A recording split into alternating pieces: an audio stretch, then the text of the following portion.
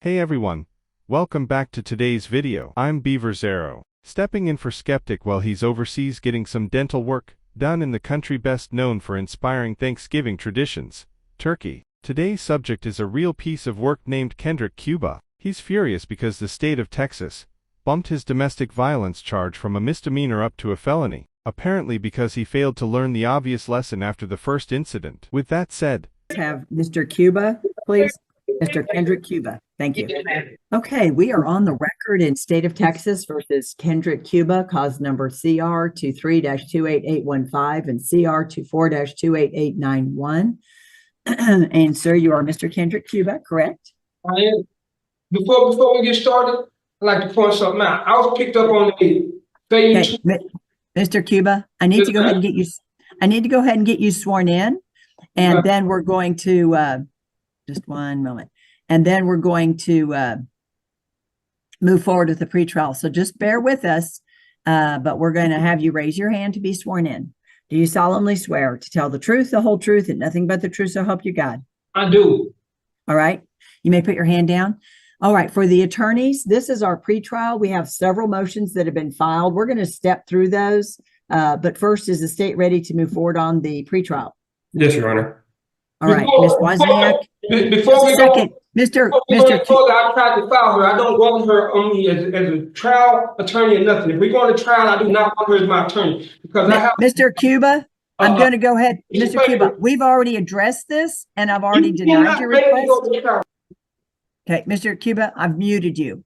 We're going to address this momentarily. Ms. Wozniak, do you need a breakout session with your client at all? No, Your Honor. Okay. Just one moment. Let's go ahead and address the pretrial. Please listen to the motions and the things that we're addressing. Okay. From the state's perspective, I see motions filed on the 7th. Were there other motions that the state had filed earlier? No, Your Honor, not that I do not believe so. Okay. Now I'm going back and looking at some of the earlier filings. And I want to point out that on July 29th, Mr. Cuba filed his own motion to dismiss. Two things. One, there's no hybrid representation. And number two, the information that he has in this motion, Mr. Hazelton, I'm just going to give you a chance to look at that. Ms. Wozniak, was there anything here that you had wanted to urge that you believe legally was an option? Not at this time, Your Honor. All right. So this was making requests about a speedy trial. The court has set the matter for trial. We are addressing the pretrial now. I want to move forward. After that setting, we did address having the trial set, having the cases set for trial. And the state had their offers on the record, and the defendant declined those, which is his right. Then we did see another pro se filing by Mr. Cuba as it related to cause number CR 23-28815. And this is where Mr. Cuba is of the opinion that this is a Class A misdemeanor, family violence assault. And the state has indicted as a felony. So this is not a Class A misdemeanor.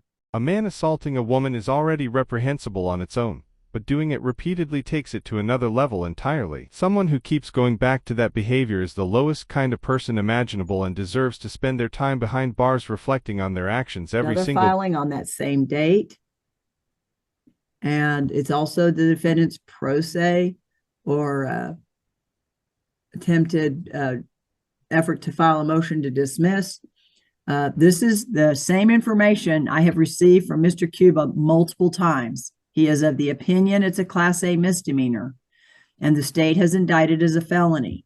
So I want Mr. Cuba to know we're well aware of his position on this, and the state is well aware of it. And importantly, his attorney is well aware of it. All right, now we go forward and we're looking at September 9th. And we have either a different or the same motion. Okay. Yeah. Mr. Cuba, if you'll listen to the information, you'll find it helpful to you. And it doesn't, yeah. You're showing us a document that looks like the bond where the original bond was set on a Class A misdemeanor.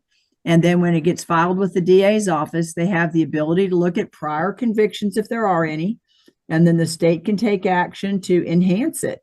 And I believe we went over this multiple times, but we're going to go over it one more time so you have the benefit on the record of understanding. Let's look at that indictment so you can see what the state has in fact addressed, because this is the indictment the state's moving forward on. And so when you look at this, you're going to see, we're going to make it a little larger because there's a lot of words on here. If you'll notice, it's entitled assault of a family or household member, but with previous conviction. All right. So that tells us that it was a Class A misdemeanor, a pinning her to the ground and a striking of her. But previously, the defendant had been convicted of family violence on April 26, 2018 in the 336 District Court in cause number CR 17-26281. So when you pinch somebody, slap somebody, hurt somebody, and it would otherwise have been a Class A misdemeanor, but you have a prior conviction for family violence assault, then that becomes a higher level offense. In fact, it becomes a felony 3, 2 to 20. And then we're looking at the enhancement provisions, and Mr. Cuba has also the 3 enhancements, and effectively they're sequential. So this makes the felony 3 that he believes is a Class A assault actually punishable by a minimum of 25 years or a maximum of 99 years or life because of the number of prior convictions. All right, we went over that previously, but we are at the pretrial, and I want to make sure that that's been refreshed for the benefit of Mr. Cuba. We do have a bond violation at some point by him in 2023. A failure to appear November 9th, 2023 is reflected in this offense or this cause number. And now we're moving forward. We've covered those motions to dismiss. A lot of filings by the defendant on his own behalf. We do have a competency that was done. He was deemed to be competent by the doctor and the court so found, and that was in June of this year, or July was actually the date that the order was signed. Honestly relieved the doctor ruled him competent, because that means he won't be able to dodge accountability for what he did. Instead of slipping through the cracks, he'll have to face real consequences and spend the next several years answering. I guess the first filing I'm seeing, and Mr. Hazelton, you can correct me, but the first filing I'm seeing is the state's motion of intent to introduce audiovisual evidence. Yes, Your Honor. I believe that would be the first of the state's filing. Okay. So let's go over this. What exactly is it that you have in the way of video evidence that that you intend to offer? Your Honor, that would be body cams dealing with the witnesses during the day of would be my intention, and I believe there would be a 911 calls would be what we were looking at. I believe me and Ms. Wozniak will be able to work this out. We haven't been able to conference on the issues of AV, but I believe we would be able to address these, and if there was any issues, if we needed, we could further press the court for, but I do not believe that would be an issue at the moment, Judge. All right, Ms. Wozniak, your position? Is this your understanding? Yes, Your Honor. Mr. Hazelton and I will further conference about the admissibility of those for trial. And if there are any issues, address the court, but I don't foresee any issues, Your Honor. Okay. So let's, out of an abundance of caution, give you all a date certain. The trial setting is October 28th, and this is our top case. So Mr. Cuba's case will go to trial. Judge, I thought our trial date was November 18th. I'm sorry. I stand corrected. Yes, November 18. I was thinking about my next trial date. You're right. The next one here is November 18. So we've got a little more flexibility on when we could select a pretrial date on the audiovisual, just to make sure any agreements y'all have are actually, I'd like to have those memorialized before we get picking the jury. May I propose November 6th? That'd be a Wednesday, so 9 a.m. I would believe that we would be done with the trial the prior week before, and I believe that would give us sufficient time. Ms. Wozniak? That works for me, Judge. All right, that'll be a 9 a.m. setting. So, Mr. Cuba, we're going to have a 9 a.m. setting just for the audio visual, and your attorney will have the benefit of going over this information with you. Ms. Wozniak, would it be beneficial at all to have the ability to go over that here in the holding cell on video so that Mr. Cuba had the benefit of being here and going through that, we can memorialize all that on the record? To have him watch the video while he's at holdover, Your Honor? Yes, because I don't know what kind of cooperation or support y'all are getting from the access that you have to show him the discovery at the jail. This would just give you a time frame, and then we would have the benefit of getting all that finalized. That would be, yes, Your Honor, I'll take advantage of that offering. Thank you. Mr. Cuba, I saw that you had your hand up before. Just a second. Let's get the jail to... I'm going to take a guess and say unmuting this guy probably isn't the smartest move. After all, the judge is a woman, and he doesn't exactly have a great track record when it comes to handling authority or criticism. Well, he'll likely try to bury the court in pointless motions instead. Either way, let's hear what this walking disaster thinks is worth saying. Of the assistance of the jail to unmute Mr. Cuba momentarily. Let me double check what Mr. Cuba has here. A jury selection. There will be a jury. Sir, there will be a jury selection on November 18, and you'll be here for that, but we're also bringing you in on November 6. We're going to have you reviewing all the videos on November 6 here at court, right. Okay? The ones you're fabricating, right? Why do you keep putting me out month after month after month after month? What you're doing is you hold me in this jailhouse because you're really a racist, and I don't like being up under you because you are Joshua Reed's mother, Joshua Reed Blackman's mother, and you are the same judge who gave me 10 years 10 years ago and recommended I do not recommend parole because I had a drug case, not an assault case, and you're putting all these charges. You steady putting me off. This is a Class A misdemeanor, and you're trying to do all these crazy enhancements from 25 to life on a Class A misdemeanor. Okay, Mr. Cuba, first of all, I'm not that. Mr. Cuba, please listen. I've muted you. I am not that person's mother. I didn't do anything with contesting anything with parole. I don't know what you're talking about. If what you mean is the offense for which you were convicted affected your parole, that would be a different issue. And this court would have signed it. And yes, I am a judge who's previously handled your case. So, all right, we're going to then move forward. Let me memorialize on the face of the state's motion to produce that video evidence of this setting. Okay, the next filing I see, and I'm going to go ahead and just screen share this so that Mr. Cuba can see the documents that we're talking about. And this is the state's motion in limine. And Mr.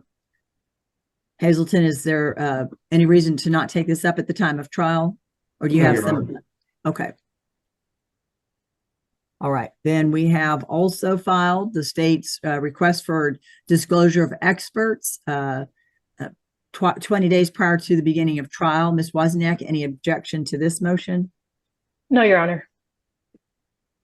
All right, the next motion we have filed is a defendant's motion. And this is the defendant's motion, a formal motion for discovery. Ms. Wozniak, is there anything else you wanted to address on this filing? No, Your Honor. All right, and Mr. Hazelton, has the state provided the discovery? Yes, Your Honor, we have complied with 3914, and I've provided everything. If anything is to come in, I will timely provide it over to Ms. Wozniak. Okay, and then I'm just going to encourage the parties to make sure that also on that November 6th date, it's another opportunity for Mr. Cuba to get to see the information that the parties have, the state has, and has provided to the defense for discovery. All right, and then it's my understanding, based on the face of the indictment, he's not probation eligible, and so there is no application for probation. How many day trial does the state anticipate? 2 to 3, Judge. All right, so we're looking at maybe Wednesday to Thursday? Yes, Your Honor, I believe we could do it by Wednesday, but to be safe, Wednesday, Thursday, Judge, yes. All right. And Ms. Wozniak, is that consistent with your expectation? Yes, Your Honor. All right, just one moment. Mr. Cuba, one moment. Let's get you unmuted. If we'd have some assistance by the jail. I hope you've been following along and listening, Mr. Cuba. Yes, can I ask for a bond reduction? The court is not inclined to give you a bond. You had a failure to appear. No, I'm not. I'm asking for a bond reduction. See, this is you're holding me in this jail so you can fuck over me.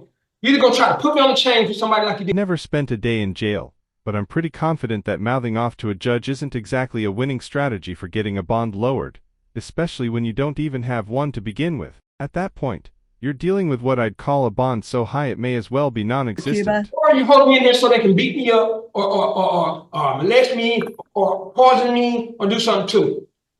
No, sir. So No, sir. I'm not asking for a pure bond. I'm asking for a bond reduction.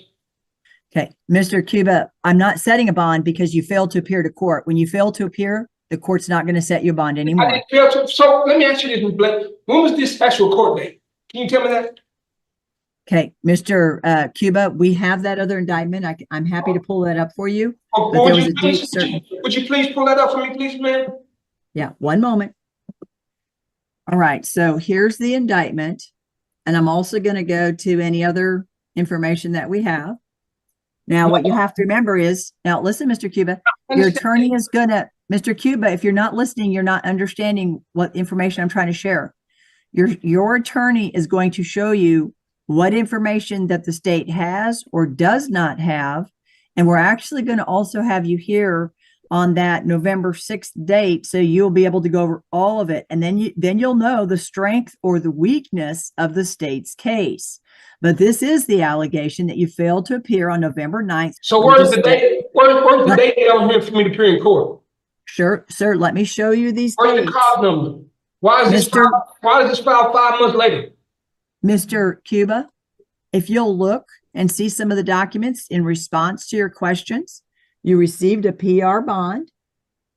And then 5 months later, the state returned now look, the state returned the indictment in that assault case.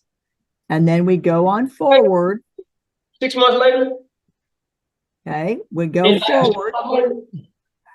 Yeah, Mr. Cuba, if you're not going to listen, I'm going to have to mute you because I need to get you the information.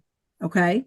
Now, there was a bond that was set, and here's the bond violation report. And your attorney has this, and this is one she can give you a copy of. And you can disagree with the information, and we want you to have your position. The court's not trying to change your position. I'm only trying to show you the information. So when this case, let me go to the. Why don't I have this document? Sir, you're just bear with us. Your attorney has there's certain things she can give you and certain things she can't. And we're happy for all of those things to be, make sure we've gone over it one more time. Mr. Cuba, please. Now, when you received the PR bond from Judge Skotnick, he had various conditions, including reporting to bond supervision. So that was part of the expectation. I don't have that document either. All right. But now listen, the judge. The document I have is the bond that they just gave me. Okay. So the document you have is the bond they gave you, is what I heard you say. Now, I'm showing you the PR bond that you signed off on. And then there was a bond violation notice that went out, and the court signed that. And that was in October. Let me make it bigger so you can see it. That's a whole different case, card number. That's a whole different case of card number one I got. Yeah, well, sir, it's what they have. It's what they have in the system to track for someone else. For the bond. When I say someone else, I mean bond. When I say someone else, I mean bond supervision. I've muted you because I've got to get this out to you, sir. And you keep interrupting and we want it to be on the record. Okay. So this was the information that the state had. Now, so you did not report to bond supervision is what they're showing. Okay. Well, we'll make sure you have that copy. And then you are to be here for court. Now, your attorney will go over the information about whether or not you had notice. So here was the information that was sent to you at the address. That was the notice for you to be here. And then we're showing you didn't make it. I really don't understand why they're giving him grief for missing his hearing. He clearly must have had a solid excuse. After all, he's been busy trying to convince the 7-Eleven staff near where he camps out that the Wi-Fi hasn't worked in weeks. On top of that, he's probably way outside the range of whatever shared network the nearby apartment building is using. And so the bailiff called your name on that day and you weren't here. Now, if your position is that you never received the notice, you need to make sure that you talk to your attorney. And your attorney has documents and she's going to go over with you what she has, what the state's providing. Maybe the state can prove their case, maybe they cannot. But that's something that we're going to get resolved on that date certain. In fact, that November 18th date, we're only going to go on one of the cases, I presume, because they are not out of the same set of facts. Is that correct, Mr. Hazelton? Yes, Your Honor, I believe so at this time, yes. Yeah, because we can't do a failure to appear if we're doing the family violence assault. Correct, Judge. Okay. Now, if we're doing the family violence assault, excuse me, if we're doing the failure to appear, we do bring in the other felony to prove that it was a failure to appear felony level. Yes, Your Honor, and I would anticipate maybe bringing it in. I could bring it in the assault as 404B, as sign of guilt and failed to appear, but that would be something I would provide notice in Ms. Wozniak prior to trial. Okay. All right. So, Mr. Cuba, these are all documents I want to make sure you're talking with Ms. Wozniak about so that you can see and understand what the state's saying. You can be a vociferous advocate for yourself. We want you to be, but I need you to understand what they have so that you're making, so that you're feeling more informed. Okay. All right. Now, for purposes of the pretrial, Ms. Wozniak, were you agreeable that a 2 to 3 day trial was what you were expecting? Yes, Your Honor. All right. Is there anything further from the state's perspective before we conclude our hearing today? No, Your Honor. And I think the state has already previously put on the record their final offer was 2. Yes, Your Honor. We had previously mentioned that at the last hearing. Since that last hearing, me and Ms. Wozniak have tried to come to some kind of negotiations. I believe we're going to be too far off, but nothing's changed, Judge. No. Okay, so the last and final offer was 2 years in each case? Yes, Your Honor. All right, and Ms. Wozniak, was that your understanding? Yes, Judge. All right, and so if I could have the assistance of the jail one more time, I want to make sure, while Mr. Cuba's leaving, wanted Mr. Cuba yeah, Mr. Cuba, go ahead and unmute. Mr. Cuba? Yeah, Mr. Cuba, you heard the state's final offer, and it's my understanding you do not want 2 years in either case. Is that correct? What do you mean, what case? Either case or the only one case? Am I correct? I'm not sure what you're, ask that question again, sir. I didn't understand. If I'm not correct, there's only one case. I'll accept 2 years probation. I'm sure he'd happily accept some imaginary deal sweetened with nonsense, but that's not what the state is putting on the table. There's no cushy offer and no probation involved. What's actually being proposed is 2 years behind bars for each charge, adding up to 4 years total. The alternative is rolling the dice at trial and risking anywhere from 2 to 10 years per charge. The choice is pretty. Well, they're not saying 2 years probation. They're saying 2 years time. And they're saying, okay, and we'll have the record reflect he's walking out. So he understands that it's 2 years time and he wants probation. Okay, I couldn't hear you. Yeah, sir, I can't hear you. Yeah. Sit down and speak. Sit down and speak, sir, if you want to be heard. But want out of this jailhouse. I don't want to sit here, send me to another county to where I feel safe. I feel like my life is in danger at this jail, and y'all are trying to hold me here so they can do something to me at this jail with your people under this Peckerwood patch, this ABAC, this white knight patch y'all got going on. Okay, so you understand that the state's... Hey, you gave me 10 years. You're still trying to give me some time. I don't have this courtroom. This is a class A misdemeanor. Time served right now, so I'll never come back to Fannin County ever again. I promise you. Yeah, Mr. Cuba, Mr. Cuba. I promise you, Ms. Blake, if you do that for me, I'll never return to Fannin County again, ever. Mr. Cuba, I beg you to please give me 5 years probation. Let me exit Fannin County right now. I'll never return ever again, ever. I'll take 10 years. I'll take 10 years probation right now. I'll take 10 years probation and leave Fannin County right now. Mr. Cuba, the court... 10 years probation right now to leave Fannin County and never return again. The deal on the table is basically to pack up and leave the county for good. Honestly, I've heard a rumor they're handing out complimentary one-way flights to El Salvador. Relax, it's a joke. I didn't realize that would strike such a nerve. Anyway, that wraps up today's video. Skeptic has let me know there won't be any further hearings, so it's likely he took the plea agreement and is now serving his 4-year sentence. Both Skeptic and I will be checking out the comments, and if you didn't already know, he just became a grandfather for the first time, so be sure to congratulate him down below and feel free to call him Grandpa Skeptic. He absolutely loves that dog. If you enjoyed the video, hit the like button. If you didn't, the dislike button is right there too. Drop a comment, subscribe, and turn on notifications so you don't miss any of Skeptic's future uploads. And while you're at it, you're welcome to subscribe to me as well. Beaver0. I'm Beaver0, signing off. Musical note.